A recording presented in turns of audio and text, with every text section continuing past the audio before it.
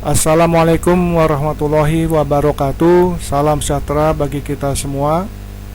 Semoga kita semua dalam kondisi sehat walafiat dan tidak kekurangan suatu apapun. Pada topik tourism psychology kali ini, kita akan sama-sama belajar tentang tourist decision process, yaitu proses pembuatan keputusan wisatawan. Bagaimana wisatawan membuat suatu keputusan mulai dari awal sampai dia memutuskan untuk mengunjungi suatu destinasi, kemudian mengevaluasi.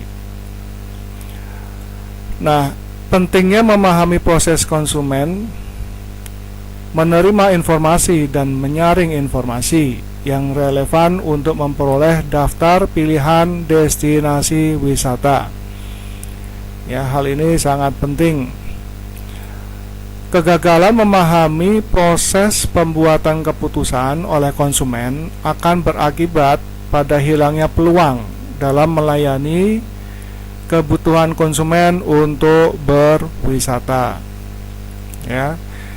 Jadi kita harus memahami bagaimana proses pembuatan keputusan oleh konsumen atau wisatawan sehingga kita bisa membuat suatu strategi.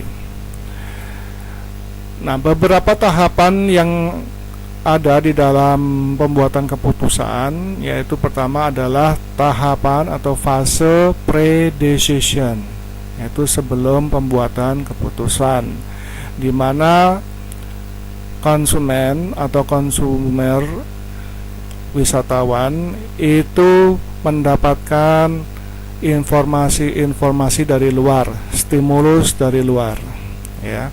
Kemudian akses komunikasi antara konsumen atau wisatawan dan sumber informasi yang tersedia. Kemudian berikutnya adalah bagaimana pengalaman-pengalaman masa lampau itu yang digunakan oleh konsumen di dalam membuat pertimbangan-pertimbangan suatu keputusan.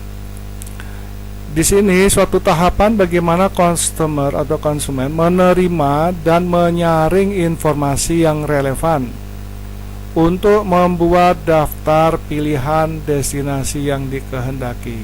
Jadi tahapannya pada pembuatan daftar pilihan, ya, belum memutuskan. Kemudian dalam tahap ini individu mempertimbangkan faktor pendukung yang mempengaruhi keputusannya, seperti misalkan motivasi, persepsi, dan acuan atau pengalaman masa lampau itu dijadikan sumber atau dijadikan patokan, dijadikan suatu pembelajaran oleh calon wisatawan di dalam membuat keputusan. Kemudian tahapan yang kedua adalah suatu pertimbangan. Konsumer atau wisatawan itu membuat suatu pertimbangan dalam membuat keputusan. Ini fase decision atau the decision phase, ya, fase pembuatan keputusan. Nah, apa saja yang menjadi pertimbangan di dalam membuat keputusan? Hal yang penting adalah ada dua, yaitu consumer income, pendapatan konsumen atau wisatawan. Nah, kenapa demikian? Karena pendapatan atau dana yang dimiliki oleh wisatawan itu sangat mempengaruhi keputusan pembuatan destinasi yang akan dituju, ya, pembuatan keputusan untuk suatu destinasi yang akan dituju, ya. Sehingga hal ini sangat penting disesuaikan dengan budget range, ideal budget range, artinya sampai range berapa budgetnya itu bisa mendukung tujuan atau destinasi wisata yang dipilih. Ya. Yang kedua adalah waktu yang tersedia. Waktu yang tersedia itu sangat penting bagi konsumen. Ya, selain income, ada juga waktu yang tersedia. Ya. Kemudian tahapan berikutnya adalah the evaluation of post-purchase phase, yaitu evaluasi setelah wisatawan melakukan perjalanan wisata. Ya, di sini dia akan mengevaluasi apakah dia puas atau tidak dengan destinasi yang sudah dituju atau destinasi yang sudah didatangi, ya, dikunjungi. Nah, secara detail ada 5 tahapan di sini, kerangka teoritis proses pembuatan keputusan wisatawan. Ya, ada 5 tahapan dalam pembuatan keputusan. Baik. Yang pertama adalah identifikasi kebutuhan. Ya, identifikasi kebutuhan. Ya. Nah, identifikasi kebutuhan ini apa yang mendukung? Yaitu push factors. Masih ingat, push factors ini adalah motivasi wisatawan. Kenapa dia perlu melakukan perjalanan wisata? Ya, kenapa dia perlu mengunjungi satu destinasi? Apakah ini karena ingin mengunjungi teman, sosialisasi, kemudian social visit, atau ini karena ingin bisnis, ingin melakukan perjalanan religius, ya, atau ingin memanfaatkan kesempatan yang ada. Ya, banyak sekali kita sudah belajar tentang push factors, ya. Kemudian tahapan berikutnya adalah mengumpulkan informasi. Informasi apa? Informasi yang sesuai dengan kebutuhan, ya. Kalau kebutuhannya relaksasi, informasi tentang apa? Tentang tempat-tempat destinasi yang bisa menunjang relaksasi. Contohnya misalkan ke pantai, ya, ke gunung, ya, tempat-tempat hiburan yang bisa rileks, ya. Nah, pengumpulan informasi itu dari mana? Dari interaksi sosial. Artinya dia akan mencari informasi lewat orang lain, ya, manusia, sehingga ada komunikasi di sini. Informasi yang dilakukan adalah interaksi sosial, mencari informasinya dengan atau lewat orang lain. Kemudian yang kedua itu adalah informasi melalui media, entah itu media internet, radio, televisi, majalah, brosur, atau koran, dan lain sebagainya. Nah, ini adalah sumber informasi. Yang pertama interaksi sosial, yang kedua melalui pencarian informasi lewat media. Yang di sini aktif dengan manusia, yang di sini lewat suatu alat atau media informasi, ya. Baik, selanjutnya itu adalah evaluasi alternatif yang didapat, ya. Jadi alternatif setelah mengumpulkan informasi yang sesuai dengan kebutuhan, tidak semua informasi itu merupakan hal yang utama, ya. Jadi diseleksi, dievaluasi alternatif yang tersedia. Misalkan pantai, oke, pantai ada berapa pantai yang ada di dalam informasi yang didapat, ya. Kemudian evaluasi alternatif ini dipengaruhi oleh apa? Dipengaruhi oleh pembelajaran. Artinya dia belajar lewat beberapa informasi, membanding-bandingkan, kemudian persepsi tentang destinasinya, bagaimana, apakah sesuai dengan kebutuhannya. Kemudian juga pengalaman masa lampau apabila ada, itu juga akan mempengaruhi dalam hal evaluasi alternatif, ya. ya, sehingga pilihan-pilihannya itu sesuai dengan pengalaman masa lampau, persepsi dan pembelajaran sebelumnya. Oke. Berikutnya adalah proses memilih. Nah, ini adalah tahapan yang kritikal di mana individu sudah atau wisatawan sudah harus memilih mana tempat yang akan dituju. Nah, pilihan ini akan disesuaikan dengan apa?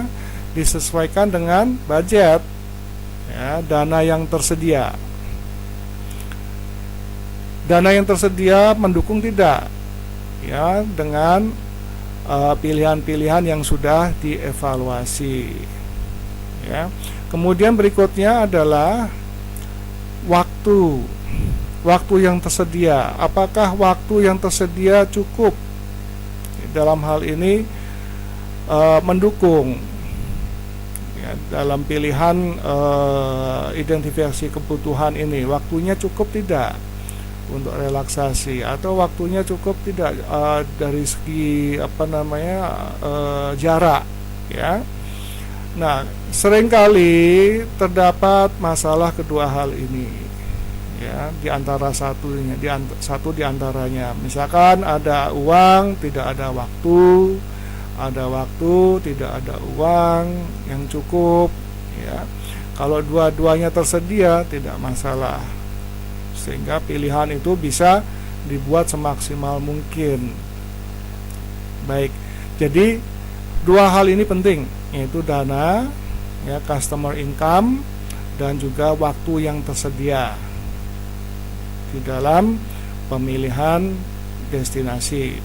Kemudian setelah melakukan perjalanan wisata, maka individu akan mengevaluasi, ya, apakah hal ini pilihan-pilihan yang sudah dilakukan dan tempat-tempat itu sudah didatangi, sudah dikunjungi, dievaluasi sesuai tidak dengan harapan-harapannya, kebutuhannya terpenuhi tidak, ya.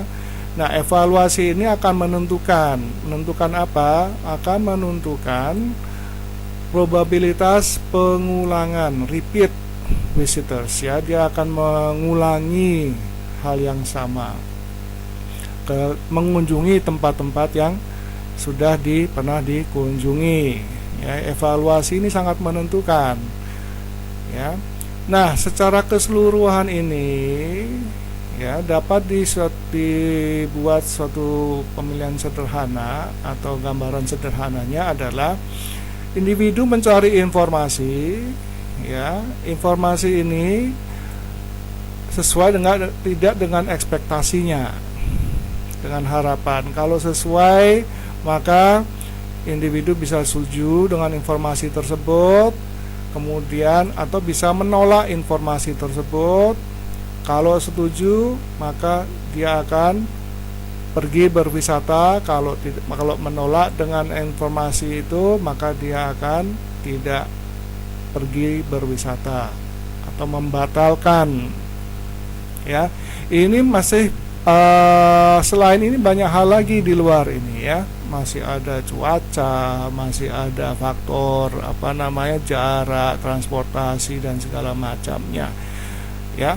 Jadi, tapi yang paling utama adalah ini, dana dan waktu di dalam proses pemilihan. Nah, untuk apa kita memahami ini? Supaya kita bisa memberikan alternatif yang efektif, yang baik bagi konsumen, ya. Apakah dia pertama kali konsumen datang, itu kita bisa menanyakan kebutuhannya apa dulu, ya. Jangan sampai kita salah memberikan arahan, ya. Kalau kebutuhannya ingin belanja, ya ke pantai misalkan, ya nggak bisa, ya. Ada tempat-tempat untuk belanja khusus, misalkan seperti itu. Kebutuhannya untuk relaksasi, kita bisa membuat referensi, misalkan, di pantai ini, pantai X, pantai sana itu bagus. Nah, ini gunanya memahami proses pembuatan keputusan wisatawan, ya. Apalagi kalau sudah berhubungan dengan dana dan waktu, Kita harus memahami ketersediaan dana dan waktu wisatawan, sehingga kita bisa memberikan suatu saran-saran yang sesuai dengan dana dan waktu yang dimiliki, ya. Baik, kita lanjutkan. Ada dua tipe turis, risk takers tourist, ya, dan juga cautious tourists. Nah, risk takers ini they tend to find other experiences. Mereka tidak akan kembali lagi ke tempat yang sama, ya. Mereka mencari pengalaman-pengalaman baru. Oleh karena itu, sekalipun mereka itu puas dengan destinasi wisata, dengan suatu destinasi wisata, mereka tetap akan mencari pengalaman baru. Ini adalah risk takers tourist. Jadi mereka kecenderungannya mencari hal-hal baru atau destinasi yang baru. Yang sudah pernah dikunjungi dia lewatkan, ya. Yang kedua adalah cautious tourist. Ya, cautious tourist ini itu lebih cenderung untuk kembali ke tempat-tempat yang sudah atau destinasi yang sudah familiar mereka. Sudah jelas-jelas bagi mereka itu satu tempat yang menyenangkan, nyaman, aman, ya, sehingga mereka akan cenderung kembali lagi ke tempat yang sama. Demikian. Jadi